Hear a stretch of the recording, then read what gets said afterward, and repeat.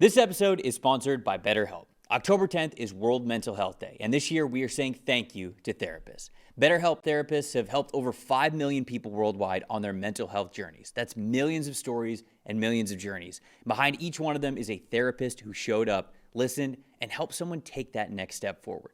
Moments in therapy, like asking the right questions, having a safe place to get emotional or cry, or small wins, they can change lives. This World Mental Health Day, BetterHelp is honoring those connections and the therapists who make them possible while showing how easy it is to get guidance from a licensed therapist online with BetterHelp. I've been doing therapy for over 2 years and I couldn't recommend it enough. It's helped me so much with relationships with my friends, families, even myself. It's helped me understand myself better, and it's just made for such a better life. It really has. With over 30,000 therapists, BetterHelp is the world's largest online therapy platform, having served over 5 million people globally. And it works with an average rating of 4.9 out of 5 for live sessions based on over 1.7 million client reviews. This World Mental Health Day, we are collaborating with those therapists who have helped millions of people take a step forward.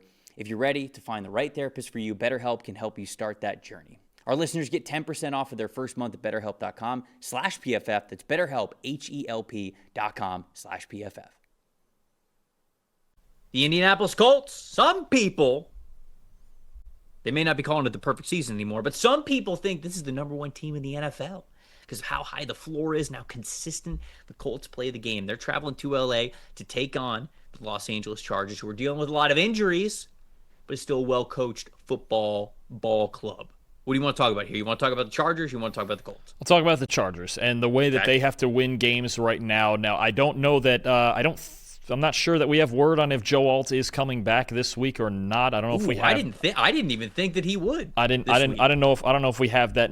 Anything leaning towards that on a Wednesday this week. But either way, the story for the Chargers the last few weeks has been how in the world are we going to work around this offensive line and all the injuries they have, right? And the lack of pass protection. Their last 3 games, okay, their pass blocking grade is 41.2, bottom 5 in the NFL right now. Really struggling to protect Justin Herbert for long periods of time. How has Herbert responded? Okay, 69.9 passing grade. You see that, and a lot of people are going to see that on the surface and go, okay, Justin Herbert's playing worse. He's playing a lot worse. What is the deal? He's not making throws anymore. Hot start. He's not an MVP, things like that. He is doing the best he can right now to work around a team that can't run between the tackles, and they did a good job running off tackle last week, which is one solution, and to work around a team that just cannot pass protect for him right now. So you look at the last 3 weeks, 3rd lowest average depth of target in the NFL. Yards after catch were a big theme last week in their win over Miami. 2.59 second average time to throw. 10th fastest in the NFL in that time frame, but generally actually a lot quicker than Herbert is used to getting rid of the football. He likes to stand back there for a long time, let the routes develop, and throw it downfield. Right now, he's not doing it. He's got to make the adjustment, and honestly, he's done a good job of doing it the last couple of weeks. I know they've lost, they lost to the Giants and they lost to the Commanders, but, these are teams with pretty good defenses, and you have to find a way to work around it. I think last week the blueprint against Miami is the better blueprint of, look, we're going to have to get outside. We're going to have to get the ball out quickly. We still got the athletes in space. Ladd McConkey, Quentin Johnston, hopefully back this week, right? Get these backs going off tackle so they don't have to run in the mud between this injured offensive line, between the tackles. So I think you're going to see, again, a conservative approach from the Chargers, and we're kind of used to seeing that on one side from the Colts, but the Chargers need to keep racking up some key stats here. Running off tackle and yards after catch. Those are the 2 things right now that are going to win them football games. They won them the game against Miami last week. I think that's going to be the blueprint here against the Colts this week, and a Colts team that's not going to give you a ton of extra opportunities. No, they're not, and they never do. And specifically, it's because I think they control the football on the offensive side of things better than any team in the NFL. When you look at the Colts, yes, we're talking about how efficient Daniel Jones has been. We talk about some of the receivers and how they play him, but the bread and butter, it's the offensive line, it's the run blocking, it's Jonathan Taylor, right? Colts 86.0 run blocking grade over the last 3 weeks. That is first in the NFL.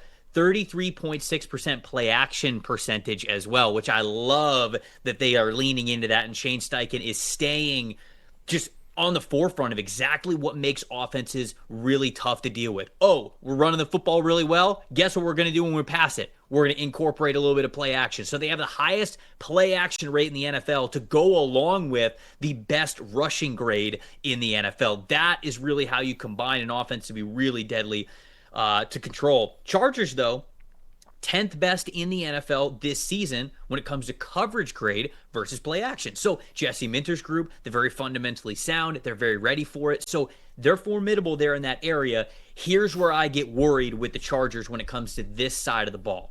75.6 team run defense grade over the last 3 weeks. Okay, that's fourth. So that's the good news. But average depth of tackle, 4 yards behind or in front of the line of scrimmage, that's 17. It's just back half of the NFL. And then when it comes to EPA per rush, so stopping an opposing team when you really need to get a situational stop in the run game, 23rd in the NFL. So even though the run defense game has been good for the Chargers, I think fundamentally sound. I don't think they're making a ton of mistakes per se. It's situationally, are you able to stop the run when you really need to? They've struggled with that a little bit. And of course, just that average depth of tackle, not being able to make contact and get tackles on guys until 4 yards beyond the line of scrimmage. That bodes very well for exactly how much push the Indianapolis Colts get already.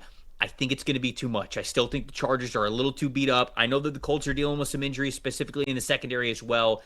But I got the Colts winning this game, controlling this game. 27-20 is the score I have. What do you got? Yeah, I mean, this is going to be a fun game. Another tough road trip for the Colts to L.A. They lost their first one against the Rams, but I thought other than a couple turnovers and the A.D. Mitchell fumble, they showed pretty well in that game against the Rams. The Chargers, I think you're right. It has to start with Jonathan Taylor. They have to slow down Jonathan Taylor. If this Colts offense gets into both dimensions, especially off that left side with Quentin Nelson and Bernard Ryman, you have a real problem because it opens up the RPO game, the bootleg game for Jones, anything downfield. And I think the Chargers, they're going to do a good job of keeping those explosives in front of them because their safety unit is so good. But I'm with you. I think Jonathan Taylor is the big key here. If he can run the football enough and the Chargers can't limit yards after contact like they did against, like they couldn't do, I should say, against the Commanders, then they'll have a problem. But I think this is a tight football game, a really good one. I'll take the Colts too, 24-23.